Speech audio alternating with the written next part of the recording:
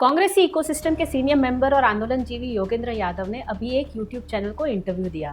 उस इंटरव्यू में उन्होंने प्रेजेंट सेंट्रल गवर्नमेंट की तुलना बांग्लादेश की शेख हसीना सरकार की और भारत के चुनाव आयोग की तुलना बांग्लादेश के चुनाव आयोग के साथ की।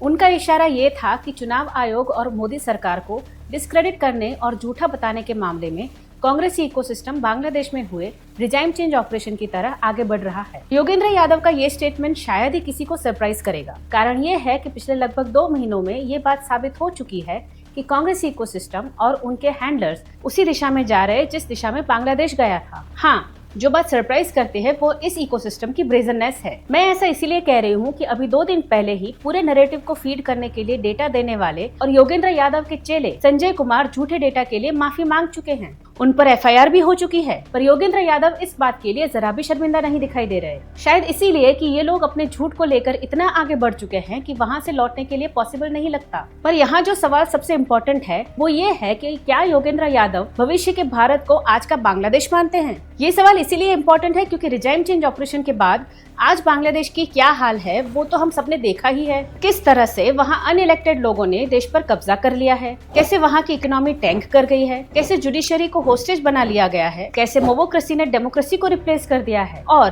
कैसे अमेरिका और अमेरिकी वहाँ सरकार चला रहे हैं। अगर योगेंद्र यादव इस दिशा में सोच रहे हैं तो मैंने याद दिला दूं कि पिछली बार जब वो चुनाव लड़े थे तो उनको कितने वोट मिले थे। और हाँ, ये भी कि जब उन्होंने पिछली बार क्राउड फंडिंग की अपील की थी तो उन्हें बस 50 रुपए मिले थे और ये 50 रुपए तो उनकी ओवर एक्टिंग के लिए कट जाने चाहिए।